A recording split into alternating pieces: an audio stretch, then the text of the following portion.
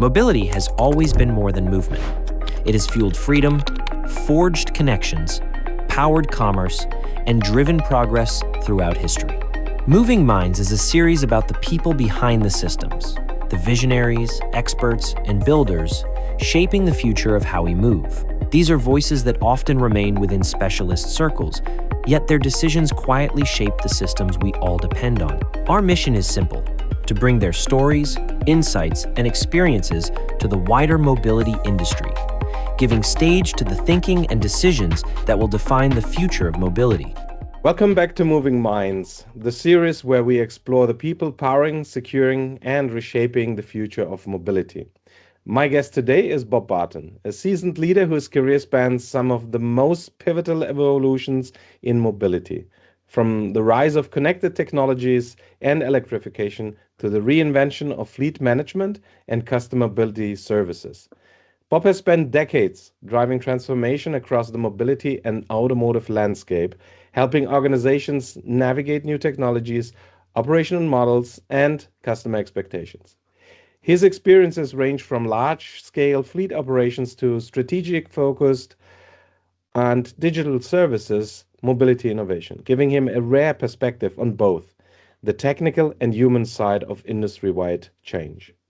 In our conversation, we'll explore what transformation really looks like behind the scenes, the challenges of modernizing legacy systems, the opportunities created by data-driven mobility, and the mindset required to adapt through multiple industry shifts. Bob, it's my really pleasure and honor to have you here. Welcome to Moving Minds. Thank you, sir. It's good to be here. Amazing. So let's jump right into the questions that we ask every guest. I would like to understand what first drew you in the world of automotive mobility, and how did you end up in what you do? Well, I've been I guess you could call me a car guy. I've been a car guy my entire life, owning vehicles at a very early age, being involved in the space. When I graduated from university, I went to work for what is now called KPMG, Pete Marwick. And my first two clients were in the automotive space, and it just has been a love that I've carried forth my whole life. A true auto guy. That's amazing. That's what we like here in this format. Now, what is it about your work that gives you a sense of purpose or lasting impact? Well, I think it's more personality driven than anything else. I'm a very passionate person. I like to drive change. I like to teach people. This is an area that, although the industry's been around for over 100 years, it has evolved and continues to evolve, and will continue to evolve even more as we move into things with AI, autonomous vehicles, the way vehicles are operated, changes in insurance laws, moving from internal combustion engines to EVs and other formats that'll come out. Hydrogen's yet to come, and as the industry evolves, it'll create challenges, but it'll also create opportunities. Yeah, it's a fascinating world to be in, and maybe you want to share with us something about the job or the jobs that you had throughout your career that most people, maybe even in our industry, would be surprised to learn. Yeah, I mean, if you look back historically at some of the changes that have taken place, when I was in the motorhome business very early in my career, working for a gentleman by the name of Bob Smalley, who was the third CEO of the Hertz Corporation. He started a company called Cruise America. It was actually something Hertz started back in the 60s. And everyone knows, motorhomes are different styles, but they're basically self-contained vehicles. His son, Randy, came up with an idea and a methodology where we separated the motorhome from the chassis. And we built a factory, and we literally could take a motorhome. A motorhome would last 15 years, but the chassis wouldn't. So we actually separated the chassis after 2 years in service, fitted it with a box truck, put it into the used trucking industry fleet, and then would order a new chassis, put it back under the motorhome, reinvent the entire product. In the meantime, your depreciation is half of what it is because you're only depreciating half the vehicle. Your maintenance is gone because you don't have any maintenance on the vehicle while it's gone and the truck's out of service in another market. That was pretty creative. In the telematics space, putting gyroscopes into telematics devices so you can monitor G-force impacts of accidents has been a boon for the car rental companies relative to insurance claims and addressing the liability issues of when the vehicles are in an accident. It's amazing the information you get. Some of the suppliers in Europe have had some incredible successes by using telematics to get lawsuits eliminated where you've had customer fraud and staged accidents, and you could prove it with that data. We watched the launch of EVs, although it's very well adapted in Europe. In America, it is not catching on as quick. It was more environmentally driven in Europe. In America, it was more politically driven, I think. And with the change in government, the infrastructure bill that was established has not been funded. I don't think it will be funded for quite some period of time. And we also have to acknowledge that the current EV fleet, you can't drive across Texas without charging the vehicle twice. And that's only one of the lower 48 states. Imagine if you're pulling a trailer behind it with horses, you probably have to stop 5 or 6 times. So I think it's a little early in the incubator stage, if you will, for North American adoption. It's great for, second cars or in-city commuting type environments, but no one's going to drive cross country. And then you have the aspect of limited range. And if you think about you're on vacation, you're flying to a city, you don't know where charging stations are. It makes it harder when you're out to be able to do that. But the adaptability will come. And as that comes, the manufacturers will be increasing the range of the vehicles. So, as the vehicles increase their range and they develop greater capabilities and charging stations adapt in America, Tesla's just opening up their network to other manufacturers. That will make it more enticing and easier of use. And I think the adaptability will increase. Compare that with a country like Norway, where starting in 2026, you can't buy a new internal combustion engine. You can only buy an EV vehicle, and it's driven by a different motivation, but the government has made sure in Norway the infrastructure is there to support it. Wow, that's quite a very broad landscape. And, in our conversation preparing this interview, I was fascinated how many touch points, and you mentioned rightly so insurance, how close and connected those type of industry are at the end of the day. So if you run a fleet operation, rental car business, the insurance aspect is really something that is profoundly impacting how you run the business, right? Oh, it's critical, and unfortunately, in the United States, until the government brings in tort reform and truly addresses some of these issues. I mean, we're giving an individual a car. You're responsible to drive this vehicle. You're responsible to bring the vehicle back in the same condition you rented it. But you have these situations where you have contingency fee lawyers. The party has no risk.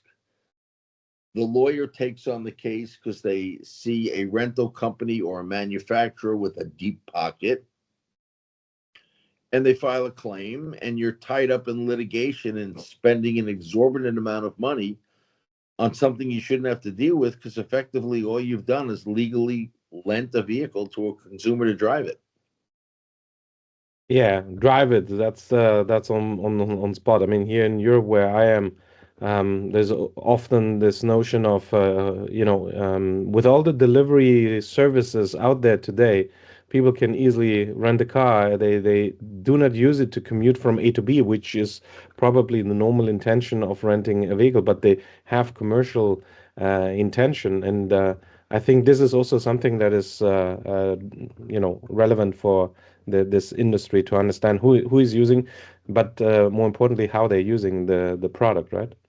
Oh, absolutely. There's no doubt about that. Yeah, great. Now, if we look at today's reality, Bob, in your view, what's the most misunderstood, if there's any challenge that we have in automotive today? And I'm sure you can share a lot of anecdotes from your career. Yeah, I mean, I'd say the biggest challenge right now is we are still at the beck and call of the manufacturers. We really are a subset industry of them, and the challenge is the ebb and flow of what happens with residual values on vehicles changes the manufacturer's attitude dramatically as to what they want to sell and how they want to sell it to the rental industry. If I look at 2025 as an example, most of Europe was buying risk vehicles because the manufacturers moved to a model that was all risk, and that came forth in, I guess, post COVID, post chip environments, so call it 2022, 2023. Now 2026 is coming along, and we're hearing from all the manufacturers that they'll now give you vehicles for 6 months and they'll buy them back after 6 months, which is great from the rental company's perspective. If the residual value and depreciation is manageable, not having to sell the vehicle to be able to peak for the summer season is very advantageous. The manufacturers, they're now giving program vehicles or repurchase vehicles back to the car rental companies, but they're no longer providing financing. Well, that even makes it a little more convoluted because why would you not finance the vehicle that you're going to take back from the company? You've already established what the residual value is going to be. But if you make the car rental company source independent financing, it not only makes it more convoluted, it makes it more expensive.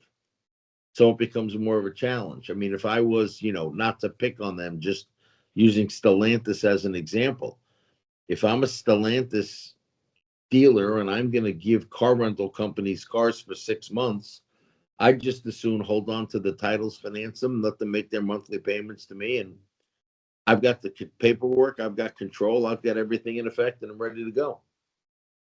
Yeah, that's really interesting, and maybe that adds to the next question I have. What are, from your perspective, relevant or maybe even yet undervalued drivers in our industry? Well, look, clearly financing and the availability of fleet is key.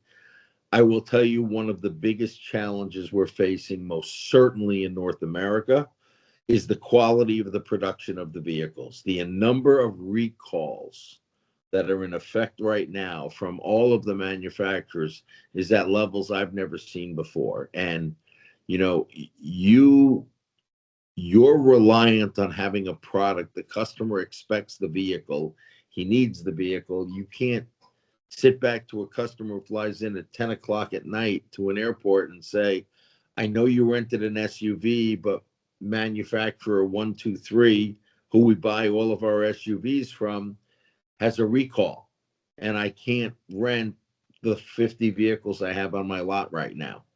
The customer doesn't want to hear that. How does it work? How do those rental fleet companies know that there is a recall indeed, and they would not be allowed to offer such a vehicle to their customers then?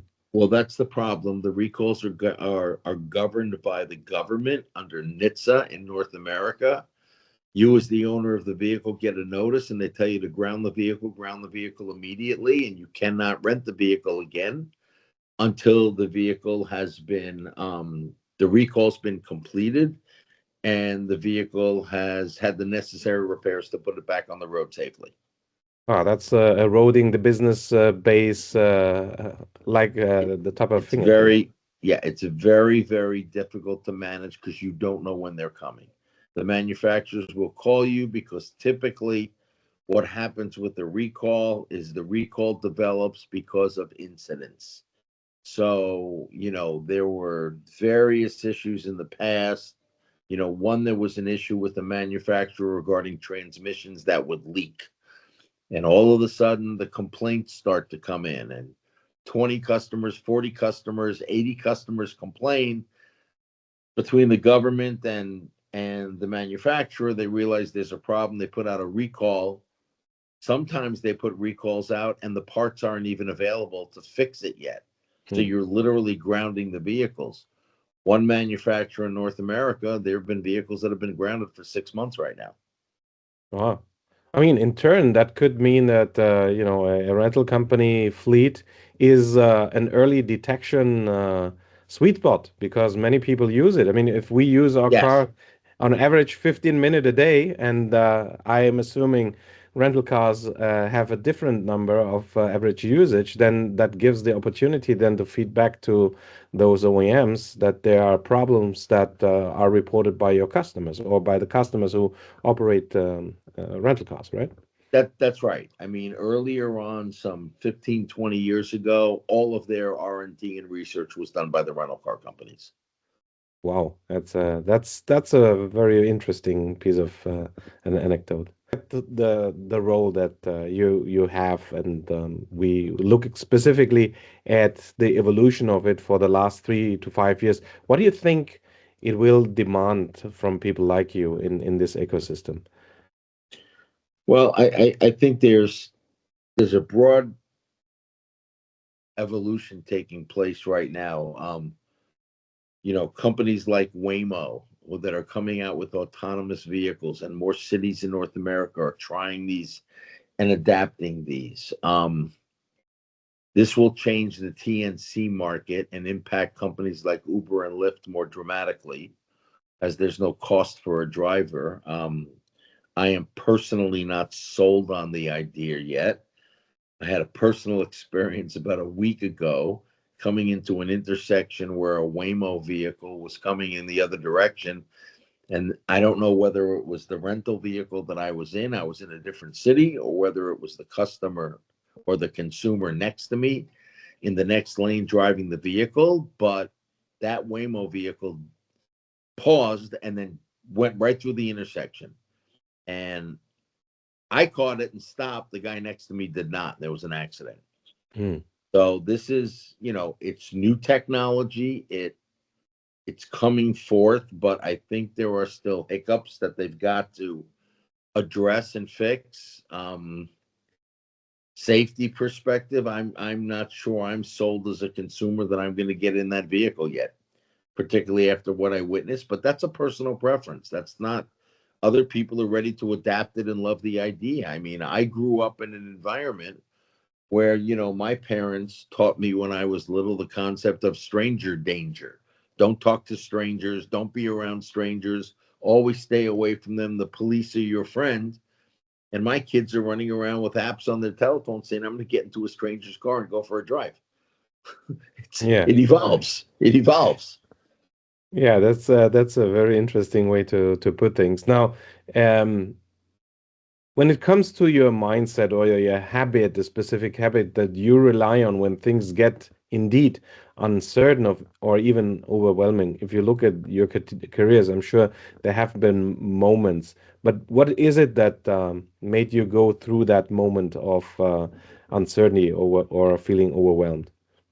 Well, ironically, if I look at my career, the majority of those events were not company or individually self-inflicted. It was the adaptation to the environment around us as to how we had to move. I mean, look, COVID was a horrific situation for the tourism industry as a whole. If you think about people like, don't even look so much at the car rental industry. If the cruise ship industry did not have the balance sheets that they did, with the financial strength and wherewithal that they did, hundreds of millions of dollars in each individual ship tied up, and literally grounding everything where no one's traveling at all. Now, the reciprocal effect on that, of course, is it flows right to us. Ironically, something I started, as I mentioned earlier, very early in my career, the recreational vehicle or the camping industry exploded during COVID. because what you had was mom, dad, and the children in a self-contained vehicle, outdoors, camping, away from people, not in hotels, not in restaurants, preparing their own food, still got to go on vacation in a a time of a epidemic. Whereas, the hotel business, the car rental industry, everyone worked very, very hard and put together safety and sanitation programs and cleaning, you know, best in class environments to provide. But you're dealing with a culture and an environment. I mean, if you look at the car rental business, yes, a very large portion of the car rental business is. If you look at the car rental industry, a very large portion of the car rental industry, is still driven by insurance replacement, local rentals, but the propensity of the business is driven at airports for people driving into town, whether it's for business or leisure to go on vacation. And that was a pure shutdown because people didn't want to travel on planes. Mm. And when that happened, sure, there was local business where people would rent a car and drive regionally, but it was very, very challenging for the industry overall. Fortunately, we all made it through it. Knock on wood, this something like this never happens again, because it was extremely detrimental to tourism. And frankly, I think whereas volumes have come back in different formats. I mean, you're in Europe, I'm in the United States, and we're doing this call by Zoom. That didn't exist 7 years ago. And if you wanted to do this, I'd probably have to fly there, or you would fly here to do this. The flexibility around that has changed the market going forward forever. Yeah, it's like everywhere in private or also in business, the exposure to environment actually determines how things evolve around it, right? So Correct. Very that's much so. that's something that we knew. Now, again, looking at your career, and looking at your impact that you've had, no matter big or small, is there anything or maybe many things that you are most proud of? Well, I think a lot of it has to do, internally with the work we did at Hertz when the company was in bankruptcy. I oversaw the franchise network. We didn't lose a single one of our franchisees as we went through that. That was a very, very difficult time that went through, and we really did some great work around that.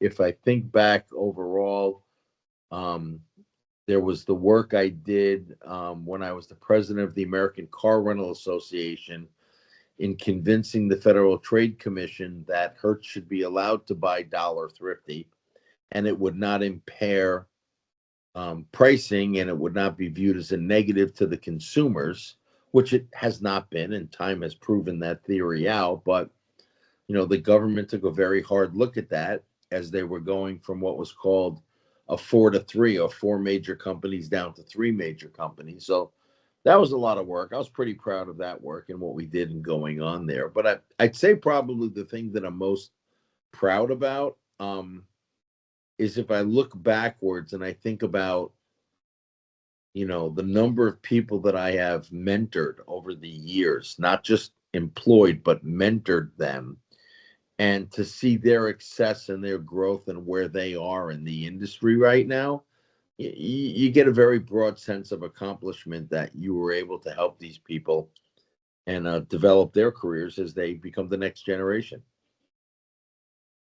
Yeah, that is something that obviously many on this format tell us that there's one mission, personal mission and purpose, but then making sure that people around you can grow and you can contribute to that. That is really one of the biggest gifts.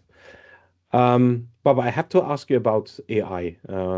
This is the AI time. How does it impact the role or the ecosystem? And have AI tools in general changed your perspective? I mean, you shared your anecdote with the self-driving car. What does it mean actually, the more technology comes into play? And is that something that is fundamentally changing your perspective on things? Well, it has, and it's changed it for a lot of good. It's also changed it for a lot of bad. And I guess, this is an evolution. And I guess the example that I'll give you is, I'll date myself a little bit, but when I was studying at the university, you had printed books. You didn't have the internet, and you'd have to do research, and you'd have to go into card catalogs and find the reference, to find the book, to read the paragraph. So reading in card catalogs and in the library and the books, it was very, very tedious, but you learned a lot. Fast forward 15, 20 years, comes the internet, and it became much easier because you could just look something up and it was all online. And your parents didn't buy you a set of encyclopedias that were 40 books that had an annual update edition to update the books every year, and everything was online and everything was readily accessible. AI makes that one step further in that it writes it and does the research for you when you ask the question. The concern that I have is, whereas there's a lot of very good to it, there's also a lot of very bad to it. I have watched people put far too much comfort and faith in AI and simply saying, write me a lease. I want to lease my condominium to somebody. And if you write me the lease, then I'm all done. Well, it probably gets you 70% of the way there, but it's the last 30% that's going to protect you. And it's not, it'll come. I think it'll come over time. But right now, I'm not going to lease a piece of property unless a lawyer is going to write the lease. I'm not going to rely on AI to do it. Yeah, so it's always good to take everything with a grain of salt, as I Absolutely. understand. It's a great way of putting it. Yeah. Let's look at the future, Bob. What is it that excites you if you look maybe 5 years into the future when it comes to mobility? So I think that mobility is going to fundamentally change the insurance industry, particularly in America. And I think a lot of that will come from telematics and the information that we can get from the vehicle or third party devices to avoid some of these claims. In our space, it's really no different than what goes on in the medical environment in America. You have doctors that are paying millions of dollars a year for malpractice insurance just for the right to practice medicine, to take care of you. So when people talk about like healthcare being unaffordable in America and auto insurance being so expensive in America, I'd argue that in both of those instances, it's revolving around what we call tort reform and the litigation process. That if the courts would prevent some of this activity or govern some of this activity, medical costs would drop dramatically. Cost of ownership of a vehicle, the renting costs of a vehicle would drop dramatically because you wouldn't have these exposures. I think the next leg of the journey is it's kind of interesting because whether we go to autonomous vehicles or whether we stay in self-driving vehicles, I don't see vehicles ever being replaced in the sense of it is in Europe with public transportation. You're not going to get people that are going to, it's not uncommon for someone to sit back and say, I need to go from Frankfurt to Munich, and they'll take an ICE train as opposed to flying because they can get some work done on the train. It's cost affordable. And when you count the time of going to the airport, getting on the train, the physical distance of the train, being dropped in the city center versus being dropped at the airport and taking a taxi in, the times are comparable. So it is an alternative that will work. We have to recognize some of our states in the US are almost as big as Europe. So the land mass and the size of it, me taking a flight from John F. Kennedy in New York to Miami is 2 hours and 45 minutes. Okay, that's the physical air time. Sure, you get to the airport an hour and a half early. There, everything else, it probably all in is probably 6.5, 7 hours. If you want to take a train from New York City to Miami, it's probably 27 hours. It's not the same environment. So that's not going to replace it. So people are going to fly and then they're going to drive cars. They're not going to be a reliance on public transportation. And the country is just too big. Like I used earlier in the example, it takes 2 days to drive across Texas. No one's going to take that for a train. They're going to fly from one end of the state to the other. Yeah, time is money at the end of the day. Time is money at the end of the day. Absolutely. Yeah. Is there anything that keeps you up at night when you think about the future of mobility? Instability, I guess, is the thing. I mean, things are changing so quickly. And whereas I applaud the innovation and I applaud the change and the opportunity, sometimes I think we run a little fast than we should walk. I'm not, on a personal level, I struggle very hard to um accept car sharing. I know it's being adapted very quickly by a lot of companies in America and in Europe. I won't do it. I won't give someone my car because I still am an American of a mindset that I'm a car guy, as I shared with you. I'm not giving away my car with the customization or the way I've set things up or it's not a business asset for me. It's a part of me. And secondarily, I don't want I understand the economics clearly, but I'm not ready to accept the liability because ultimately, as the owner of that vehicle, even if the company says we're going to insure you, I'm still going to be named in the lawsuit. They may take responsibility for it, but I'll be in the middle of it. Yeah. Now, before we actually now arrive to my last question. If you could whisper one tip to every young person that is entering the industry that you have worked for many, many years, what would it be? Listen. The tip would be to listen. Young people today are very, very smart. They've learned how to become educated with tools like AI and tools like the internet that lets them want to jump to a conclusion and get somewhere very, very quickly. There is nothing more valuable than the experience of your peers around you. You can't, there's an expression that I like to use fairly regularly, actually, and it has to do with customer service representatives at the airport. You can't teach personality. You can teach people the steps of what they need to do to take care of a customer. You can't teach them the personality of pausing, listening, embracing the conversation with the consumer. Yes, it takes a little longer. There's no doubt about that. But fundamentally, those are the things that you learn from your superiors, your peers, your mentors, and your customers that not only help you become a better person, but help your business become more embracing of their customers and how to operate. Yeah, that sounds to me very close to what you shared with AI, right? So it's 70% is Yeah, maybe right, but the 30% is what matters. And to your point, listening will yeah, help you go to the 100%. Bob, thank you so much for sharing your time today, your my experience, pleasure. and the thinking that shaped over decades of leading mobility at scale is something that I really enjoyed.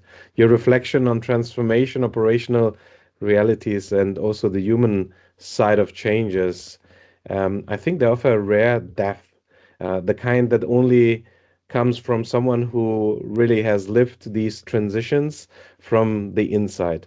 And your candor, your perspective, and long term view are exactly the kind of voices that we need more of as the industry continues to evolve. So thank you again for being part of Moving Minds.